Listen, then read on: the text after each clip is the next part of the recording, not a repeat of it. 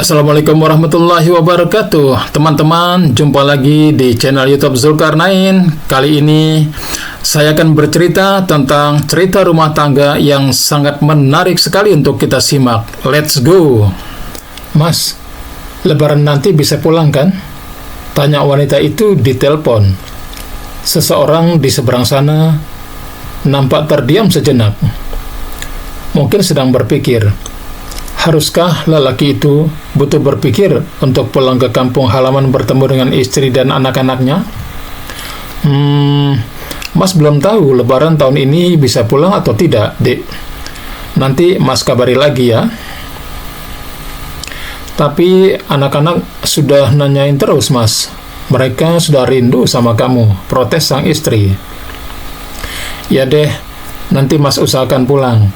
Tapi sepertinya mungkin pulangnya habis lebaran, Dek. Itu pun nggak bisa lama-lama. Kok habis lebaran? Memangnya kamu kantor buka pas lebaran? Biasanya enggak kan, Mas? Bukan begitu, maksud Mas? Iya, Mas kejatah piket pas hari H. Gantiinlah sama teman-teman, Dek. Masa Mas bisa pulang terus pas lebaran? Gak enak sama yang lain, kata lelaki itu menjelaskan. Humaira termenung. Apa iya ada piket di kantor suaminya pas hari lebaran? Selama bertahun-tahun menjadi istri Dani, lelaki itu belum pernah sekalipun mempermasalahkan piket di hari lebaran di kantor tempatnya bekerja itu. Aira sayang, kamu masih di sana kan? Suara Dani membuyarkan lamunan Aira. Ya Mas, masih kok. Ini tadi lagi masak buat makan siang anak-anak, takut gosong, kata Aira berbohong. Oh, ya udah kalau gitu. Ditutup aja teleponnya sayang, nanti kita sambung lagi. Ya Mas, ya sudah, hati-hati ya. Jangan lupa sholat, jangan lupa makan, jaga kesehatan Mas. Assalamualaikum. Ya, waalaikumsalam. Dan sambungan telepon pun putus. Aira masih saja berdiam diri di kursi meja makan, memikirkan kata-kata suaminya. Anak-anaknya pasti sedih kalau ayahnya tidak pulang tahun ini, karena beberapa hari ini mereka gencar sekali bertanya soal kepulangan sang ayah. Bu, ngapain? Sofia, anak bungsunya yang masih duduk di bangku kelas 2 SMP, tiba-tiba sudah duduk di depannya. Tangannya melambai-lambai di depan wajah sang ibu yang sepertinya sedang melamun. Kamu Dek, kapan pulang? Kok ibu nggak dengar? Ibu sih ngelamun aja. Mana bisa dengar? Bibir anak remaja itu nampak cemberut. Udah sholat? Makan yuk. Mas Alif sama Mas Adnan udah pulang belum? Tanya sang ibu. Tadi kan Sofi dijemput sama Mas Alif pulangnya barengan. Mas Adnan juga udah pulang kok, tuh di kamarnya. Oh, ya udah. Panggil deh Masnya, kita makan siang bareng, kata wanita itu. Oke Bu, gadis remaja itu pun segera bangkit. Tunggu. Jangan lupa Mas Alif sama Mas Adnan suruh sholat dulu, habis ini baru makan ya. Siap. Tidak ada yang lebih menghibur hati wanita yang sebentar lagi menginjak usia 40 tahun itu di rumah ini. Selain 3 anaknya yang kini telah beranjak remaja itu, Alif yang sudah kelas 3 SMA, Adnan kelas 1 SMA, dan adiknya Sofia. Sejak suaminya memutuskan merantau dan hanya bisa pulang 1 atau 2 kali dalam setahun saat Sofia masih duduk di bangku sekolah dasar. Aira sudah seperti menjadi single parent, melakukan apapun sendiri untuk anak-anaknya. Beruntunglah Dani tak pernah kurang memberikannya nafkah materi setiap bulan, jadi dia bisa lebih fokus untuk merawat anak-anaknya. Mas udah dapat WA dari ayah belum? Minta berapa? Tanya Sofia di sela-sela makan siang mereka. 2 kakaknya Alif dan Adnan mendadak menghentikan kunyahan dan saling berpandangan.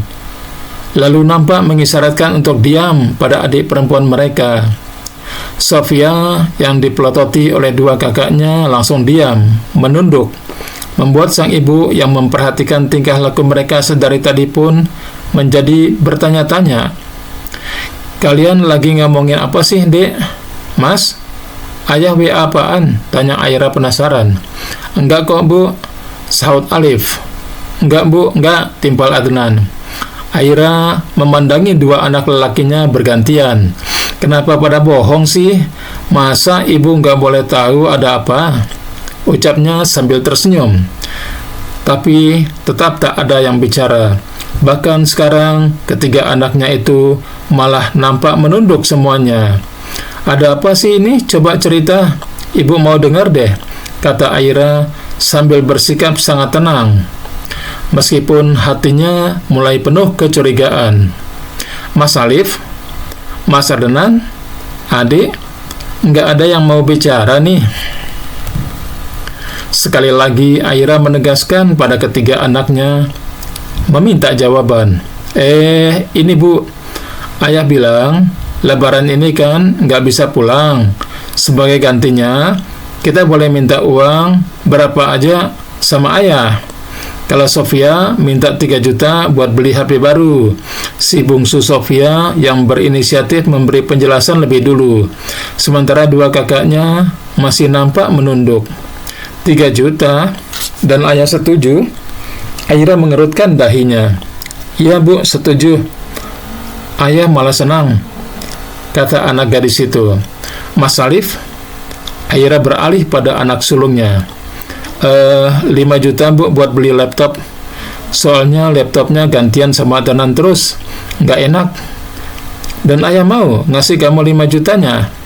Lagi-lagi Aira mengerjit. "Mau Bu, sudah ditransfer malah uangnya," kata si sulung. "Mas Adnan juga dikasih?" Aira beralih ke anak keduanya. "Iya, 5 juta juga. Semuanya sudah ditransfer ke rekeningnya Alif Bu," kata Alif lagi. Aira menarik napas dalam. Ada apa dengan suaminya itu? Kenapa tiba-tiba bersikap seperti ini padanya? Memberikan uang pada anak-anak dan menyuruh mereka untuk merahasiakannya. "Mas Alif, Ibu minta tolong jangan dulu dipakai uang dari ayah itu ya. Ibu akan bicara dulu dengan ayah. Mas ngerti kan?" Aira menatap ke dalam mata Alif. "Iya Bu." Dan si sulung pun mengangguk. "Ya Ibu, kenapa nggak boleh dipakai uangnya? Kan Sofia pingin beli HP baru Bu." Sofia mulai merajuk. "Sofi." Alif dan Adnan memanggil nama adiknya hampir bersamaan, membuat si bungsu makin cemberut. Tapi kemudian menurut juga karena dipelototi dua kakaknya seperti itu. "Ya deh," katanya kemudian. "Ya sudah, sekarang lanjutkan makannya," kata Aira pada anak-anaknya. Dan kemudian acara makan siang itu pun berubah menjadi sangat hening. Tak seperti biasanya yang selalu heboh dengan obrolan tentang kisah aktivitas sebagian mereka di sekolah. Tak ada yang berani berbicara melihat ibunya hanya diam menikmati makanan di piringnya. Lalu tiba-tiba Aira kaget saat ponselnya terdengar berbunyi. Linda, teman baiknya di SMA dulu, mendadak menelponnya. Ada apa ya? Dahi Aira berkerut. Cepat-cepat diselesaikannya makan siangnya dan diangkatnya panggilan itu setelah berpamitan pada anak-anaknya. "Halo Lin, ada apa?" sapanya. "Ra, kamu di rumah?" "Ya, ada apa Lin?" "Sorry Ra, aku mau tanya. Tapi maaf ya sebelumnya. Kamu sama Dani baik-baik aja kan?" tanya Linda di seberang sana dengan sedikit terbata. Terdengar sekali ada nada tidak enak pada kalimatnya. "Aku sama Mas Dani baik-baik kok. Memangnya kenapa, Lin? Kok tiba-tiba nanyain aku sama suamiku?" "Aduh, gimana ya ngomongnya? Gini Ra, maaf ya. Aku harus ngomong ini. Siapa tahu aja kamu belum tahu." "Iya, nggak apa-apa. Ada apa sih?" Aira semakin penasaran. Gini Ra, ini keponakanku kan dapat undangan nikahan temannya. Temannya mau nikah minggu depan sebelum puasa. Dan mempelai prianya itu suami kamu, Ra. Aku kaget. Serius? Beneran kamu nggak lagi ada masalah sama suamimu? Bagai disambar petir di siang bolong, Aira nyaris menjatuhkan ponsel dari tangannya yang tiba-tiba gemetar. Jadi inikah yang disembunyikan suaminya sampai dia sulit untuk pulang lebaran tahun ini? Kamu serius, Lin? Iya serius, Ra. Dan yang lebih bikin aku kaget, status suami kamu itu katanya duda. Apa? Aira sok. Dia sampai menahan berat tubuhnya ke tembok agar tak ambruk. Kalian belum cerai kan? Linda bertanya lagi. Belum, Lin. Aku masih istri sah Mas Dani. Jadi, ya Allah, Ra, maaf ya, Ra. Aku pasti bikin kamu shock. Tapi, aku serius ini. Kalau Dani yang aku lihat di foto pernikahan itu, kalau kamu nggak percaya, aku fotoin ya undangannya. Nanti aku kirimkan ke kamu. Tawar Linda. Aira terdiam sejenak. Untunglah dalam kondisi seperti ini, dia masih bisa berpikir waras. Ya Lin, tolong fotokan untukku ya undangannya. Thanks sebelumnya. Usai menerima telepon dari teman SMA-nya, Aira terduduk lemas di kursi serambi. Ada apa, Bu? Alif tiba-tiba sudah ada di dekatnya. Enggak ada apa-apa kok. Udah selesai makannya, Mas? Udah, adik lagi nyuci piringnya, kata Alif. Ya udah, kalian istirahat dulu aja kalau gitu. Saat anak sulungnya berlalu, Aira segera membuka pesan yang baru saja dikirim Linda di aplikasi hijaunya. Dan di sanalah dia melihat foto suaminya bersanding dengan seorang wanita yang tidak dia kenal sama sekali. Seorang wanita yang masih nampak sangat muda dan cantik. Aira memejamkan mata getir.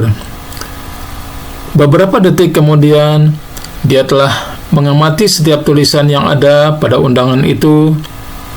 Alamat pada undangan itu ada di kota sebelah. Aira akan membutuhkan 1,5 jam perjalanan dari tempat tinggalnya sekarang. Dan minggu depan adalah hari pernikahan mereka. Tunggulah, Mas, aku akan datang. Dan aku yakin kamu pasti akan menyesali apa yang telah kamu lakukan padaku dan anak-anakmu ini, ucapnya dalam hati. Mas, Aira membuka pelan pintu kamar anak sulungnya setelah mengetuknya beberapa kali. Ada apa, Bu?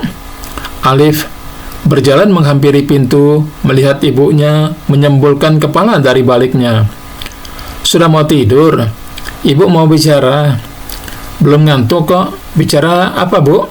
Alif menyingkir dari depan pintu untuk membiarkan ibunya masuk. Tutup pintunya ya, Mas. Ibu mau ngomong agak serius, kata Aira. Alif pun segera menutup pintu kamarnya. Lalu berjalan mendekati sang ibu yang sudah duduk di tepi ranjang. Setelah Alif duduk, Aira nampak menyerahkan ponsel pada anaknya. Sebuah foto yang beberapa hari lalu dikirimkan Linda padanya. Ini apa, Bu? Alif nampak sedikit bingung saat menerima ponsel ibunya. Baca aja dulu, Mas. Kemudian dengan serius, Alif mengamati foto undangan pernikahan yang diberikan oleh ibunya itu. Tak ada yang dia ucapkan saat selesai membaca isi dalam undangan itu, apalagi saat melihat wajah ayahnya yang terpampang jelas di dalamnya. Alif hanya menatap wajah ibunya tanpa bicara. Mas udah paham kan apa yang ada di situ? Tanya Aira saat dilihatnya anaknya tak berkata apapun. Alif hanya menjawabnya dengan anggukan. Lusa, ibu rencana mau ke tempat itu. Mas mau nemanin ibu? Tanya Mas harus janji. Jangan bilang masalah ini dulu sama adik-adik. Kenapa kita nggak ke sana besok aja, Bu? Biar ayah nggak jadi menikah dengan orang itu. Nggak, Mas. Percuma saja. Kalau ayah memang menginginkan hal itu, percuma saja jika kita menghalangi. Tidak ada gunanya. Bagi ibu, yang penting ayah tetap harus bertanggung jawab pada kalian, karena kalian anak-anaknya. Kalau ibu tidak berhak untuk melarang ayah berbuat apapun yang dia suka, itu hak ayah. Ibu hanya ingin membuat ayah menyesal sudah melakukan itu pada kita. Ibu jangan sedih. Alif dan adik-adik akan tetap bersama ibu. Bagai hujan yang turun di tengah padang pasir, mendengar kata-kata si sulung, air mata Aira segera menetes. Terima kasih, Mas. Jadi, Mas mau nemenin ibu ke sana? Tanyanya lagi. Ya, Bu, Alif akan nemenin ibu ke sana. Alif nggak akan biarin ibu pergi sendirian. Oke, kalau gitu Mas sekarang istirahat dulu. Ibu juga sudah ngantuk. Ingat ya, Mas, adik-adik jangan sampai tahu dulu. Ya, Bu. Dalam 2 hari kemudian, Aira berangkat bersama Alif ke kota sebelah. Hari di mana akan dilangsungkannya pernikahan suaminya dengan seorang gadis di kota itu. 1,5 jam perjalanan, akhirnya Aira sampai di tempat tujuan. Dia memarkirkan mobilnya di pelataran gedung yang disewa untuk pesta pernikahan itu dengan hati tak karuan.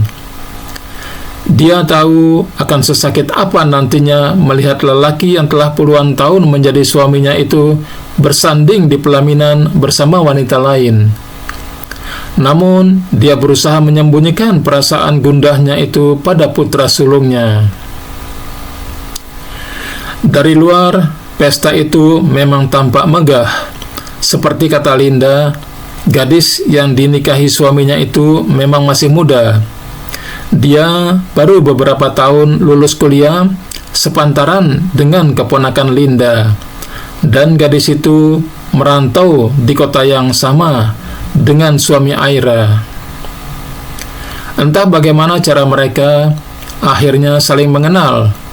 Namun sepengetahuan keluarga sang gadis, suami Aira adalah seorang duda. Mungkin itu sebabnya mereka merestui hubungan anak gadisnya dengan pria yang usianya sudah berkepala 4 itu. Setelah menghela napas dalam, Aira mengajak Alif turun. Sekuat tenaga dia berusaha terlihat sangat tegar. Sementara sang putra sulung yang sedari tadi sudah diwanti-wanti ibunya agar tidak melakukan hal yang membahayakan diri sendiri di dalam pesta pernikahan ayahnya itu, mencoba mengendalikan debaran jantungnya yang bergemuruh. Apalagi saat mereka mulai memasuki ruangan dan dilihatnya sang ayah sedang duduk di depan sana bersanding dengan wanita yang bukan ibunya. Aira terus melangkah mendekat ke pelaminan dengan tangan Alif yang menggandengnya. Tak seperti tamu-tamu undangan lain yang datang dengan wajah tersenyum penuh kebahagiaan, Aira dan Alif sama sekali tak menampakkan senyum di wajah mereka. Beberapa pasang mata yang kebetulan menyadari kehadiran 2 tamu misterius itu kemudian mulai saling berbisik. Dan saat Aira dan Alif semakin dekat, Dani, yang mulanya sedang terlihat bercanda ria dengan mempelai wanitanya di pelaminan, mendadak menghentikan senyuman. Wajahnya berubah tegang, menyaksikan istri dan anak sulungnya tiba-tiba sudah berada di tempat itu. Benar-benar di luar dugaannya. Perubahan jelas di wajahnya membuat mempelai wanitanya yang cantik bertanya-tanya, "Ada apa, Mas? Siapa mereka?" tanyanya. "Selamat, Mas. Kamu tidak menyangka kan aku akan ada di sini sekarang?" kata Aira saat dia dan anaknya telah sampai di panggung pelaminan megah itu. Berdiri tepat di hadapan 2 mempelai yang sontak berdiri melihat mereka menghampiri. "Dek, aku bisa jelaskan ini." Dani mulai panik, apalagi melihat tatapan mata anak sulungnya yang berapi-api padanya. "Tenang, Mas, aku tidak akan mengganggu pernikahanmu. Kamu bisa melanjutkan pestamu setelah mereka tahu siapa sebenarnya kamu." Tangan Aira menunjuk ke sekeliling ruangan. Suasana pesta mendadak riuh tatkala semua tamu undangan baru tersadar bahwa sedang ada ketegangan di atas panggung pelaminan. Sementara Aira bergegas menghampiri MC pernikahan untuk mengambil mikrofon yang berada di atas meja. Beberapa orang yang sepertinya kerabat mempelai wanita berusaha mencegah Aira. Namun karena melihat sikap tenang Aira, akhirnya mereka pun tak bisa berbuat banyak. "Mohon perhatian semuanya. Saya Humaira, istri sah dari Dani Hendrawan Salim. Saya wanita yang dinikahinya 20 tahun yang lalu dan menemaninya saat dia masih miskin sampai dia sukses seperti sekarang. Dan kami juga telah memiliki 3 orang anak yang telah menginjak remaja. Perlu semua tahu bahwa saya, Humaira Aisyah, belum pernah diceraikan oleh suami saya dan secara hukum masih menjadi istri sahnya." Aira menghentikan kalimatnya. Tamu undangan yang tadinya mendengarkannya dengan serius kini terdengar riuh lagi, sementara di kursi pelaminan kedua mempelai dan orang tuanya mulai pucat pasi. "Untuk keluarga mempelai wanita, semoga kalian segera menyadari laki-laki seperti apa yang membuat kalian begitu bangga untuk kalian nikahkan dengan putri kalian ini. Dan kamu, Mas Dani, setelah pestamu selesai, aku menunggumu di rumah untuk menjelaskan semua ini pada anak-anakmu. Dan bersiaplah untuk berurusan dengan pihak yang berwajib, karena dokumen palsu yang telah kamu buat untuk melancarkan pernikahanmu ini. Ayo Alif, kita pulang nak." Aira mengembalikan mikrofon ke tempatnya, lalu berjalan diikuti sang anak turun dari panggung pelaminan. Tak dihiraukannya Dani yang memanggil namanya dan Alif beberapa kali. Dan tak seperti tadi, saat dia datang dengan wajah yang tegang, kali ini Aira berbalik meninggalkan pesta dengan senyuman tersungging di bibirnya. "Bukan kamu saja yang bisa menghancurkan impianku, Mas, tapi aku pun bisa melakukannya. Dan ini baru permulaan." Hari berikutnya, Linda menelpon Aira lagi. Wanita itu benar-benar tidak menyangka Aira nekat pergi ke pernikahan suaminya. "Kamu tahu dari mana, Lin? Aku pergi ke sana?" "Ya, dari keponakanku lah. Dia ada di sana pas kamu bikin semua tamu undangan melongo. Lalu saat kamu pergi, ibu mertua suamimu katanya sampai pingsan." "Oh ya? Kasian juga ya sebenarnya. Tapi aku nggak terima dibohongi seperti ini, Lin." "Selamat Rah, kamu menang kok." Suamimu langsung diusir dari rumah mertuanya setelah itu. Tapi apa, Lin? Istri mudanya mengikutinya. Dia bersikukuh tetap ingin bersama suaminya katanya. "Oh, cinta sejati rupanya," kata Aira sarkas. "Nggak tahu deh. Katanya sih karena dia terlanjur hamil." "Oh, jadi begitu. Oke, Lin. Terima kasih ya infonya. Sebenarnya yang kulakukan kemarin belum seberapa. Aku hanya ingin memperjuangkan anak-anakku, Lin. Maaf jika harus ada beberapa orang yang tersakiti karena tindakanku. Itu bukan mauku. Nggak apa-apa menurutku sih, Ra. Masih untung kamu nggak barbar. Menurutku, kamu sih sudah betul. Aku mendukungmu. Lelaki kalau dibiarkan seperti itu ya keenakan. Nabur benih di mana-mana, lalu meninggalkannya yang sudah menemaninya dari kiri. Memang harus diberi pelajaran lelaki model gitu, Ra. Thanks, Lin. Aku masih menunggunya datang ke rumah. Dia berhutang penjelasan pada anak-anak. Oke, semoga masalahmu segera selesai ya, Ra. Makasih, Lin. Bu, ayah datang. Baru saja Aira ingin meletakkan teleponnya di atas nakas, Adnan masuk ke kamarnya. "Oh ya? Sama siapa, Mas?" "Sendirian, Bu." Aira pun mengangguk. Rupanya Dani tidak punya nyali untuk membawa istri mudanya ke depan anak-anaknya.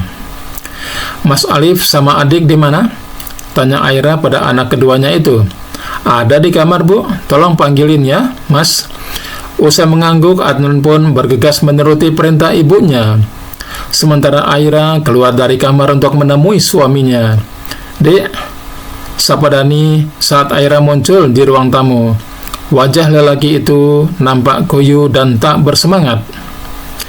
"Duduk, Mas. Aku baru menyuruh anak-anak ke sini. Tunggulah sebentar," kata Aira tenang. "Dek, bisakah kita simpan saja ini untuk kita sendiri? Tidak perlu melibatkan anak-anak?" pinta Dani. "Sudah terlanjur, Mas. Alif sudah tahu semuanya, dan asal kamu tahu, mereka semua sudah besar. Mereka sudah paham soal beginian. Jadi, untuk apa ditutup-tutupi? Kalau kamu memang ayah yang gentle, bicaralah dengan mereka." Aira baru saja menyelesaikan kalimatnya saat ketiga anaknya datang. Sofia yang melihat ayahnya ada di ruang tamu segera menghambur dalam pelukannya. Dia memang si bungsu yang paling belum mengerti apa yang terjadi. "Ayah katanya nggak pulang. Kok ini pulang?" celoteh gadis remaja itu sambil bergelayut manja di pangkuan sang ayah. Nampak raut wajah Dani berubah pias mengamati tingkah putri kecilnya yang begitu disayanginya itu. Bagaimana jika Sophie tahu apa yang telah dilakukannya? Apakah dia akan tetap menghormatinya sebagai ayah? Tanyanya dalam hati. "Sophie, duduk dulu, Nak. Ayah mau bicara sesuatu sama kalian." "Ayo sini, Mas Alif, Mas Adnan," kata Aira meminta anak-anaknya untuk duduk. Ketiga anak itu segera duduk, dan dengan antusias Sofia dan Adnan yang belum mengetahui apa yang terjadi nampak tak sabar ingin mendengarkan apa yang akan diceritakan oleh ayah mereka. Sementara itu wajah Dani sangat tegang, apalagi istri dan anak sulungnya Alif sedang menatapnya tajam dari tempat duduk mereka masing-masing. Lalu perlahan lelaki itu pun mulai mengocehkan gombalan-gombalan pada anak-anaknya. Bagaimana dia mencintai mereka, bagaimana perjuangannya untuk membesarkan mereka. Mungkin dia butuh mengumpulkan simpati dari anak-anaknya dulu sebelum akhirnya dia mengatakan tentang pernikahan keduanya. Namun nyatanya senjata itu tidak mempan. Saat kemudian dia mulai menceritakan tentang istri barunya, wajah Sofia dan Adnan sontak berubah marah pada sang ayah. Mendengar pengakuan ayahnya, Adnan mendadak menggeser tempat duduknya, menjauhi Dani dan Sophie di luar dugaan, berteriak mendekat ke ayahnya sambil memukuli dada sang ayah berkali-kali. "Ayah jahat, kenapa ayah begitu? Ayah tidak kasihan sama ibu?" Dani berusaha menghentikan sang anak dengan mencekal pergelangan tangannya. Namun Sophie ternyata lebih kuat. Sekali lagi dia memukul ayahnya, lalu berlari pergi menuju ke kamarnya sambil terisak. Alif yang melihat adiknya menangis langsung bangkit mengejarnya. Sementara Aira yang masih bertahan di tempat duduknya menatap suaminya dengan senyum tersungging di bibirnya. "Puas, Mas, sekarang kamu? Sudah menghancurkan impianku dan anak-anak hanya demi kesenanganmu sesaat?" katanya penuh nada sindiran. "Dek, kamu salah paham. Aku sama sekali tidak merencanakan semua ini. Ini terjadi tiba-tiba, Dek. Kamu tidak perlu menjelaskan apapun padaku, Mas. Yang penting, sekarang anak-anakmu sudah tahu, dan kamu harus menerima jika akhirnya mereka membencimu. Itu salahmu sendiri. Dan satu lagi, aku ingin kita bercerai." "Apa? Enggak, Dek. Sampai kapanpun aku enggak akan menceraikan kamu. Enggak akan," Dani berkata dengan lantang. Kamu tidak akan bisa menghidupi anak-anak tanpa aku, Dek. Itulah kenapa aku tidak akan pernah menceraikanmu, ucap Dani dengan sombongnya. Jangan terlalu percaya diri, Mas. Aku tidak membutuhkan belas kasihanmu untuk menghidupi anak-anakku. Mereka tidak akan kubiarkan hidup dengan melihat kehidupan kita yang seperti ini. Melihat ayahnya memperlakukan seorang wanita dengan semena-mena. Apa jadinya kehidupan mereka nanti jika sampai ada yang menirumu? Maksud kamu apa, Dek? Aku nggak ngerti kamu ini ngomong apa sih. Kalau aku tetap bersama kamu, anak-anak akan melihat bahwa menyakiti pasangan itu sebagai sesuatu yang wajar dan lumrah, Mas. Aku tidak ingin mereka kelak sepertimu. Tapi aku masih mencintai kamu, Dek. Aku mencintai anak-anak. Aku tidak mungkin meninggalkan kalian. Aku sebenarnya terpaksa menikahinya karena... Cukup, Mas. Aku tidak mau mendengar alasan apapun darimu. Kenapa kamu menikah dengan wanita itu sama sekali bukan urusanku. Yang jelas, tidak ada keterpaksaan yang sampai direncanakan sedemikian rupa seperti ini. Kebohonganmu sudah sangat keterlaluan, Mas. Sekarang tolong pergi dari sini. Tinggalkan aku dan anak-anak. Kami tidak membutuhkan kamu lagi di rumah ini, Mas. Dek, tidak bisa begitu. Ini masih rumahku loh. Aku masih suamimu, ayah dari anak-anak. Aku masih berhak tinggal di sini. Jangan sembarangan, Mas. Rumah ini, mobil, dan motor yang pernah kamu beli itu tidak sebanding dengan bertahun-tahun kamu tidak pernah ikut merawat mereka. Semua ini belum ada apa-apanya, Mas. Masih tega kamu mau ambil semua yang sudah kamu berikan pada kami ini? Tolong pergi sekarang, kata Aira sedikit berteriak. Enggak, Dek. Aku enggak akan pergi. Dani tak mau mengalah. Nada bicaranya pun lebih tinggi. Ayah pergi saja. Tidak ada gunanya ayah di sini. Kami sudah tidak butuh ayah lagi. Alif tiba-tiba muncul dari ruang tengah. Disusul Adnan yang tadi sempat menyusulnya ke kamar Sophie saat Alif mengejarnya. Kamu dengar itu, Mas? Sekarang pergilah, kata Aira penuh kemenangan. Dani kaget mendengar keberanian anak-anak yang selama ini selalu berperilaku manis itu padanya. Wajahnya sampai memerah menahan marah yang tak bisa sepenuhnya dia luapkan pada anak-anaknya itu. Dani tahu memarahi anak-anaknya artinya adalah kehilangan simpati mereka. Kamu keterlaluan, Dek. Kamu mengajarkan anak-anak untuk membenciku. Aku tidak pernah mengajarkan mereka untuk membencimu. Kelakuanmu sendiri yang membuat mereka benci padamu. Harusnya kamu berpikir dulu sebelum melakukan sesuatu, Mas. Oke. Kalian ternyata memang sudah tidak bisa diatur sekarang. Hanya dengan melihatku melakukan hal seperti ini saja, kalian melupakan begitu saja pengorbananku menghidupi kalian selama bertahun-tahun. Aku cuma mau lihat saja apakah setelah ini kalian masih bisa bertahan tanpa uang dariku. Aku akan lihat, Aira. Usai berkata begitu, Dani pun segera berlalu meninggalkan rumah dengan wajah bersungut-sungut menahan emosi. Dan saat mobil yang dikendarai suaminya terdengar telah meninggalkan depan rumahnya, Aira ambruk di kursi. Ketegaran yang tadi sempat ditunjukkannya pada suaminya habis sudah. Bukan meratapi nasibnya jika dia sampai terlihat lemah seperti itu, tapi sejujurnya Aira mengkhawatirkan nasib anak-anaknya setelah ini. Dia tahu selama ini kehidupannya memang sepenuhnya dari hasil kerja suaminya. Karena sebagai ibu rumah tangga dengan 3 anak, Aira mutlak pernah punya waktu untuk bekerja. Ibu, Alif dan Adnan bergegas menghampiri sang ibu yang terduduk lemas di kursi tamu. Alif memegangi pundak sang ibu yang terlihat berguncang karena menangis. Dek, tolong ambilkan minum ya, pinta Alif pada adiknya. Dan Adnan segera menuju ke dapur untuk mengambilkan minum untuk ibunya. Setelah meneguk segelas air yang diberikan oleh anaknya, Aira pun menyuruh dua anak lelakinya untuk duduk di sebelahnya. "Maafkan ibu ya mas, ibu terpaksa melakukan ini. Ibu bukan ingin egois atau mementingkan perasaan ibu sendiri, tapi ibu tidak ingin lagi hidup bersama ayah kalian. Maaf jika nanti setelah ini hidup kita tak akan sama lagi seperti kemarin."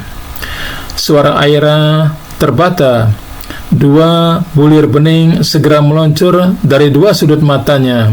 "Sudah, ibu nggak usah pergi berpikir seperti itu. Ibu istirahat dulu saja. Alif antar ke kamar ya," kata anak sulungnya. Alif membantu ibunya bangkit, lalu menggandengnya menuju kamar, sementara Adnan mengikutinya dari belakang. "Terima kasih mas, ibu akan istirahat sebentar. Tolong awasi Sofi ya, jangan sampai adik berbuat aneh-aneh." "Ya bu, ibu tenang saja."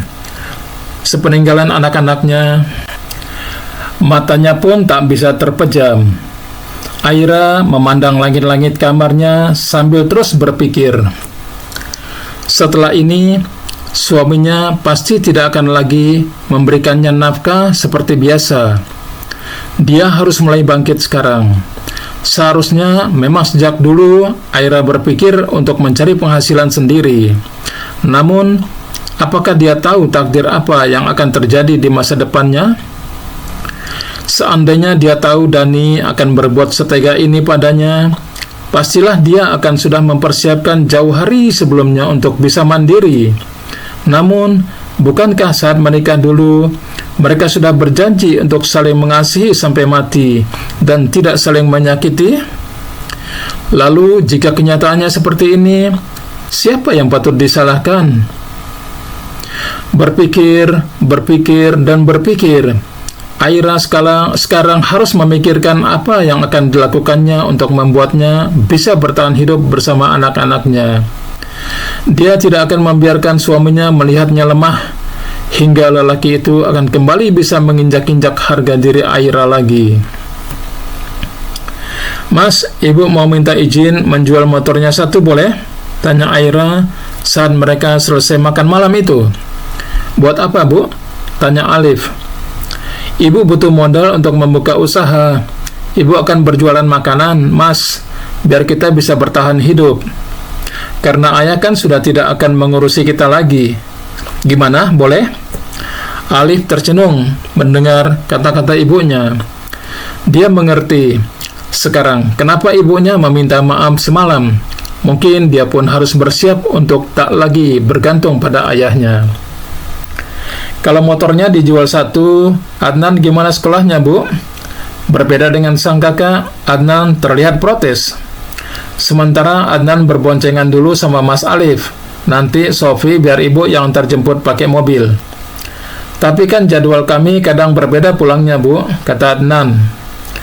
Sejenak semuanya terdiam. Sofia pun yang nampak lebih pendiam setelah insiden dengan sang ayah tadi siang hanya menunduk memainkan sendok di piringnya.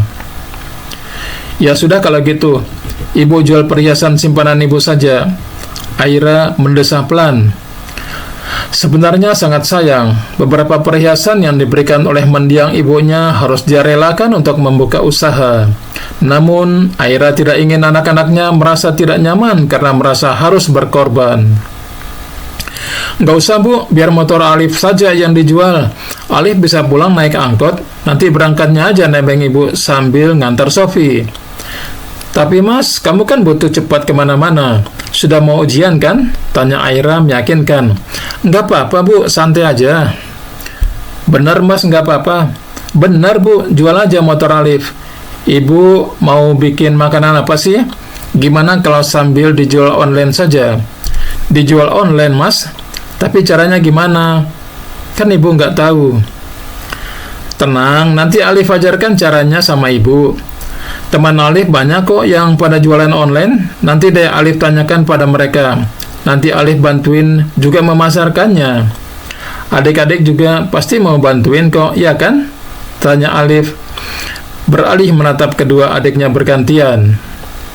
Adnan yang agak kurang enak hati sudah menolak permintaan ibunya untuk menjual motor tadi hanya mengangguk pelan, sementara Sofia justru sangat antusias mendengar itu. "Ya, mau. Sophie mau bantuin ibu jualan," kata gadis remaja itu dengan wajah cerianya. Melihat semangat anak-anaknya, Aira pun merasa begitu bahagia.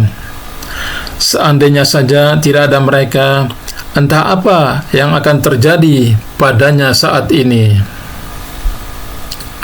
"Bu, ada yang datang." Aira sedang berkutat di dapur untuk mempersiapkan makan malam saat Sofia mengabarkan kedatangan kakek neneknya sore ini. Mereka adalah orang tua Dani. Mereka kedua orang tua Aira sendiri sudah berpulang beberapa tahun yang lalu. "Iya, disuruh masuk, Dek. Ibu cuci tangan dulu." "Sudah, Bu, sudah di ruang tamu kok," jawab anak gadis remajanya itu. Aira sudah menduga mertuanya pasti akan datang sebagai penengah dalam permasalahannya dengan Dani. Kedua orang tua yang sudah berumur itu tidak mungkin datang ke rumah ini tanpa sebab yang jelas. Usia mereka sudah cukup lanjut. Itulah alasan kenapa selama ini Dani tidak mengizinkannya dan anak-anak mereka ikut tinggal di perantauan bersamanya. Dani adalah anak tunggal dan kedua orang tuanya juga tidak mau diajak pindah meninggalkan rumah mereka. Jadi, Aira biasanya yang minimal 2 kali seminggu menengok mereka untuk melihat keadaan. Meskipun Dani sudah menyewa seorang asisten rumah tangga dan seorang sopir tidak tetap untuk kedua orang tuanya, suaminya itu tetap ingin ada keluarga yang tinggal dekat dengan mereka. Jadilah Aira yang harus berkorban untuk tetap tinggal di kota ini dan berpisah dengan suaminya yang tinggal di perantauan. Selama ini, Aira tidak pernah mengeluh, meskipun kenyataannya sungguh berat. Namun saat peristiwa yang menyakitkan itu terjadi, rasanya Aira hanya dimanfaatkan saja oleh suaminya.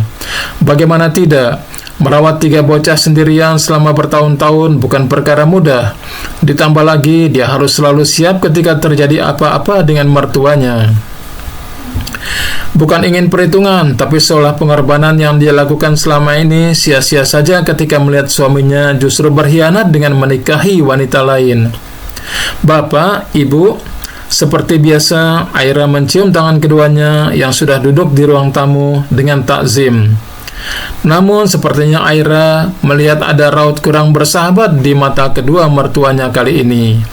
Aira yakin Dani pasti sudah menceritakan hal-hal buruk tentangnya pada kedua orang tuanya ini. "Ibu langsung saja, Nduk. Bapak sama Ibu ke sini untuk meluruskan masalah yang terjadi sama kamu dan Dani." Ibu mertuanya yang berucap untuk pertama kali, "Kalian itu tidak boleh bercerai. Kamu juga harus memikirkan nasib anak-anakmu. Kalau sampai kamu bercerai dari suamimu, bagaimana nanti masa depan mereka tanpa kehadiran ayah?" "Maaf, Bu, jangan disela dulu omongan Ibu. Dengarkan dulu." Wanita baya itu nampak menghela napas panjang sebelum akhirnya bercerita panjang lebar, yang membuat Aira akhirnya tahu apa sebenarnya yang terjadi. "Tentang Dani menikah lagi, aku sama bapakmu ini sudah tahu, Nduk. Bahkan waktu itu Dani sudah minta izin pada kami. Dan perlu kamu tahu, dia melakukan semua itu untuk kebaikan kalian semua, kebaikan kamu dan juga anak-anakmu." Apa yang sedang dibicarakan ibu mertuanya itu? Kebaikan? Kebaikan yang seperti apa jika seorang suami tega menduakan istrinya? Aira mengerutkan dahinya. Dia benar-benar bingung dengan apa yang dikatakan ibu mertuanya itu. "Maksud ibu, kebaikan yang bagaimana?" "Dani itu menikahi Soraya atas perintah dari atasannya. Soraya hamil oleh atasannya. Jadi, Dani disuruh menikahi wanita itu. Atasannya tidak mungkin menikahinya karena dia sudah berkeluarga. Jadi, Dani ini hanya sebagai tameng, Duk, untuk menutupi hubungan atasannya dengan Soraya." "Apa?" Aira membekap mulutnya dengan kedua telapak tangannya. Entah apakah yang didengarnya ini benar atau tidak, tapi semua itu membuat Aira benar-benar shock. Kalau memang benar seperti itu, Kenapa Mas Dani melakukan itu, Bu? Apakah itu adil buat saya dan anak-anak? Mata Aira mulai sembab. Karena imbasnya akan baik untuk kalian. Dani akan bisa dekat dengan kalian. Maksud ibu apa? Aira makin tidak mengerti. Kantor Dani sedang membuka cabang di kota ini, dan atasannya menyerahkan kepemimpinannya pada suamimu. Jadi sama-sama menguntungkan, kan? Buat kalian juga buat atasannya Dani. Apa? Astagfirullahalazim. Kali ini Aira benar-benar tidak tahan lagi. Jadi ternyata suaminya sanggup melakukan hal serendah itu, menikahi seorang wanita hanya demi mendapatkan jabatan dan kedudukan yang dia inginkan tanpa mempedulikan perasaannya dan anak-anaknya. Bukan itu saja Aira. Kali ini bapak mertua mulai ikut bicara. Setelah mereka menikah, Soraya akan tinggal bersama kami.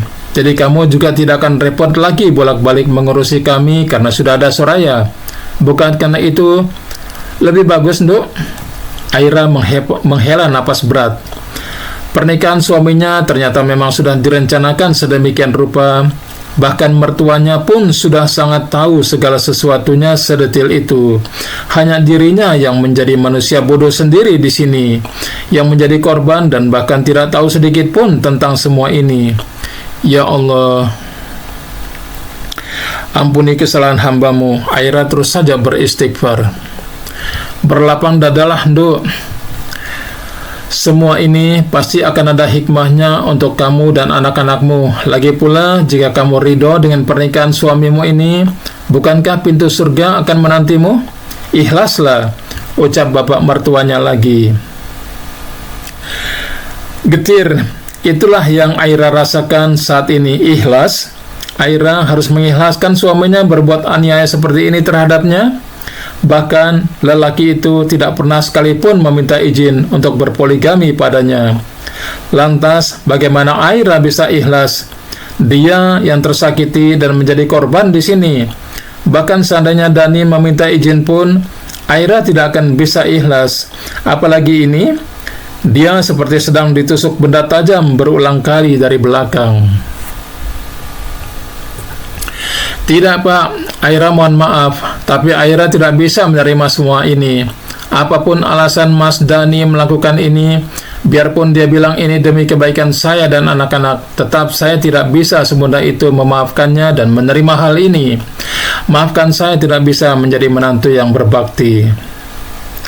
Karena tidak tahan lagi membendung air matanya, usai berkata seperti itu, Aira pun bergegas ke kamarnya, menumpahkan segala kekesalan dan kekecewaannya pada sang suami dengan tangisannya. Sementara itu, di ruang tamu, kedua mertuanya saling pandang setelah kepergiannya. Sudahlah, Pak, yang penting kita sudah sampaikan pada Aira yang sebenarnya. Perkara dia mau menerima atau tidak, ya itu terserah dia. Wes, ayo kita pulang, ajak sang ibu mertua pada suaminya.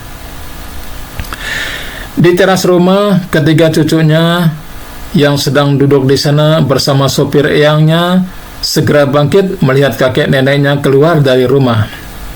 Alif, Adnan, Sofia, yang pulang dulu ya. Kalian baik-baik, yang rukun. Ayah kalian sekarang ada di rumah eyang. Kalau kalian mau bertemu, datang saja ke sana. Tidak perlu ikut-ikutan marah seperti ibu kalian. Ayah kalian itu hanya melakukan yang terbaik untuk kalian. Ingat itu ya.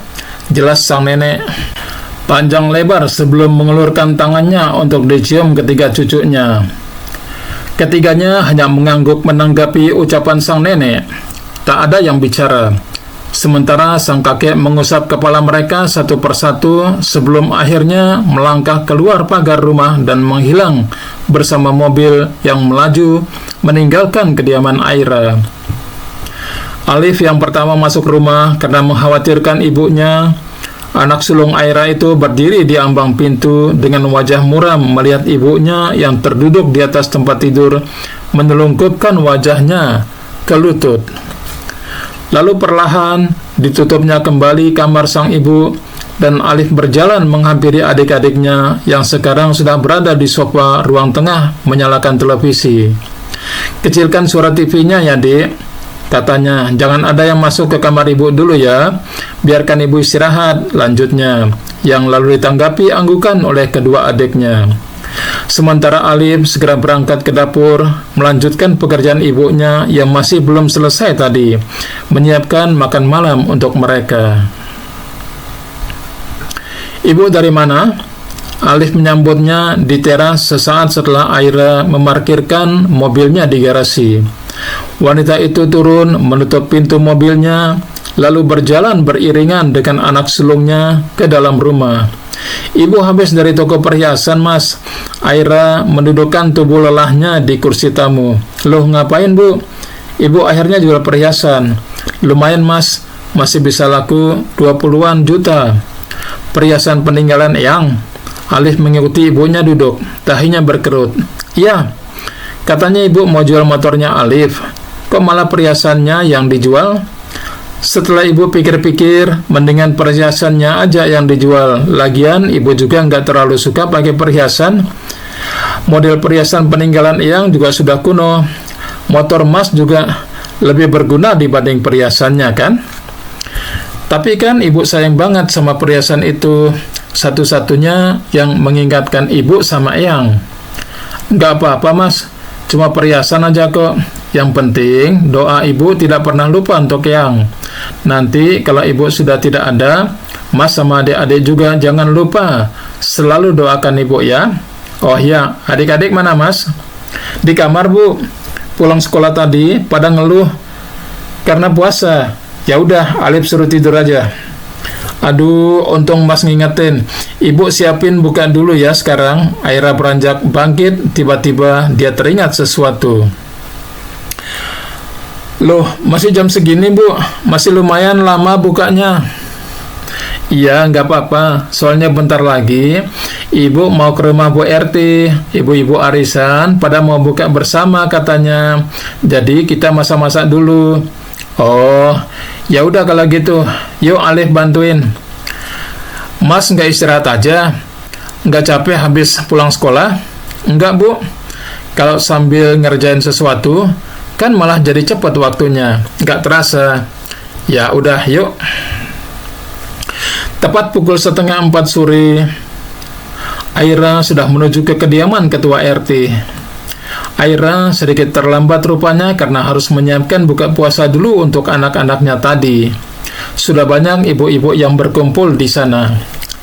Saat mulai memasuki teras rumah, tiba-tiba tidak sengaja terdengar olehnya suara yang menyebut-nyebut namanya. Apa yang sedang mereka bicarakan? Aira mengurungkan niat untuk mengucapkan salam. Dia berdiri sejenak di dekat pintu, sudut yang kebetulan tidak terlihat dari dalam rumah. "Bu Aira kok belum datang ya?" Suara seorang ibu kompleks. "Masih masak kali, Bu. Paling bentar lagi datang," saut yang lain. "Ibu-ibu, pada udah dengar belum kabar tentang Bu Aira? Suaminya katanya menikah lagi loh." Aira hafal betul suara itu. Bu Hera, biang gosip di kompleks perumahan ini. "Hus, Bu Hera, puasa-puasa jangan gibah dong," timpal Bu RT. Bu RT, ini bukan gibah, ini nyata, real. Saya dengar sendiri kok dari saudara saya yang tetanggaan dengan rumah orang tuanya Pak Dani. Malah istri mudanya sudah dibawa ke sana loh. Jelas Bu Hera panjang lebar. "Hah? Beneran itu Bu Hera?" tanya seorang ibu lainnya. "Serius? Katanya itu ya, istri mudanya Pak Dani. Wah, masih muda loh, kinyis-kinyis. Pokoknya mirip artis-artis selebgram zaman sekarang itu. Cantik banget, semlahai. Begitu deh, pantas saja Pak Dani kelepek-kelepek." Bu Aira kalah jailah dibanding istri muda. "Memangnya Bu Hera sudah pernah lihat sendiri?" tanya Bu RT. "Ya enggak lah Bu RT, ini gimana sih? Kan tadi saya bilang ini ceritanya saudara saya." "Ya kalau enggak lihat sendiri mah jangan suka nyebarin berita ah. Nanti kalau hoax bisa dituntut pelanggaran loh, pencemaran nama baik." tegas Bu RT sambil bercanda. Tapi benar kok Bu. Saya kemarin lihat juga, soalnya mertuanya Bu Aira datang ke rumahnya, sepertinya sambil ngomel-ngomel gitu pas pulangnya. Sekarang terdengar suara Bu Enggar yang bicara. Wanita itu memang 11-12 dengan tetangga sebelah rumahnya, Ibu Hera. Lagian ya, suami istri kalau hidup jauh-jauhan gitu berat godaannya Bu. Mana Pak Dani kan usianya juga masih muda. Orang yang sudah kakek-kakek aja masih doyan begituan, ya enggak? Apalagi yang ini masih muda. Kayak harus pisah sama istri sekian lama. Ya begitu deh jadinya. Lanjut Ibu Enggar lagi. Panas telinga Aira mendengar itu. Kenapa ibu-ibu kompleks tega menggosipkan masalah rumah tangganya di tempat umum seperti ini? Padahal Aira bahkan dalam kesehariannya termasuk yang tak pernah suka menyinggung masalah orang lain. Apakah mereka itu tidak punya perasaan? Bagaimana jika mereka ada di posisi Aira sekarang? Akankah mereka bisa berkata-kata yang demikian? Karena sudah tak tahan, Aira pun akhirnya memutuskan untuk masuk. Assalamualaikum, sapanya yang sontak membuat sisi ruangan jadi salah tingkah. Bu Aira, saya kira tidak datang, sapaan Bu Hera yang terdengar pertama kali. Wanita itu seolah tidak pernah melakukan hal keji dengan bergosip tentang Aira tadi. Aira hanya tersenyum kecut menanggapi sapaan wanita biang gosip itu. Sementara Bu RT dan yang lainnya nampak sangat kikuk melihat kedatangan Aira.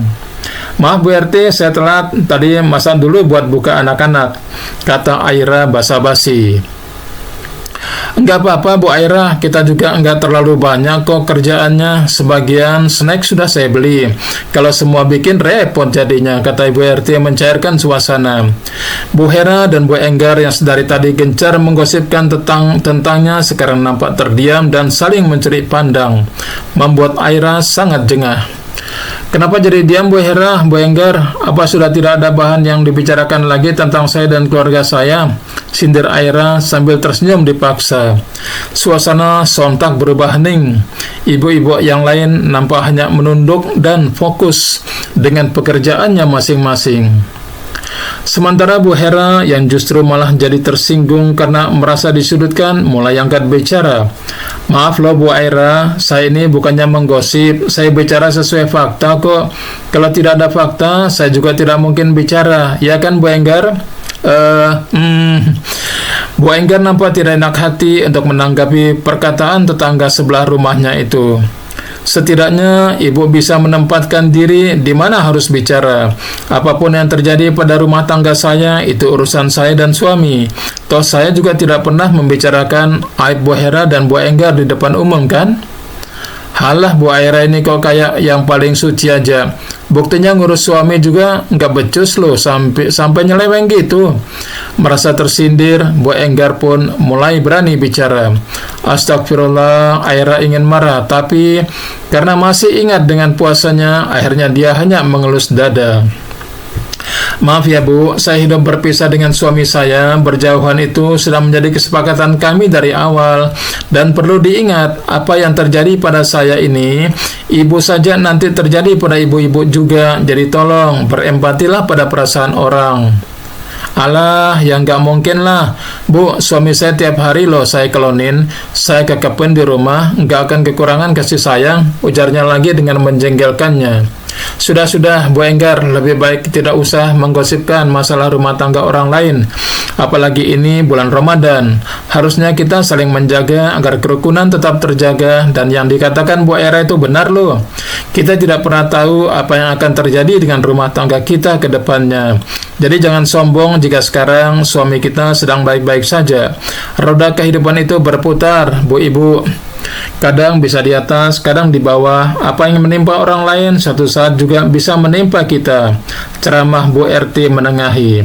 Ya sudah, yuk lanjut kerja lagi, ajak ketua kompleks itu. Dengan hati masih sedikit dongkol, akhirnya Aira ikut berbaur juga dengan ibu-ibu komplek itu. Ternyata saat rumah tangganya dengan suami goncang seperti ini, bukan hanya itu saja yang akan dihadapinya. Mertua, tetangga, teman, semuanya bahkan banyak yang justru ikut menyudutkannya, bukannya memberi dukungan padanya. Sebenarnya ibu ini heran, Li. Kenapa sih kamu harus nyuruh bapak sama ibu nggak jujur soal pernikahanmu pada Aira? Dani sedang duduk di serambi rumah orang tuanya sore itu dengan sang bapak saat ibu ikut bergabung. Ini di luar rencanaku, Bu. Aku nggak menyangka Aira akan tahu soal pernikahan ini. Awalnya aku bermaksud merahasiakan ini dari Aira dan anak-anak.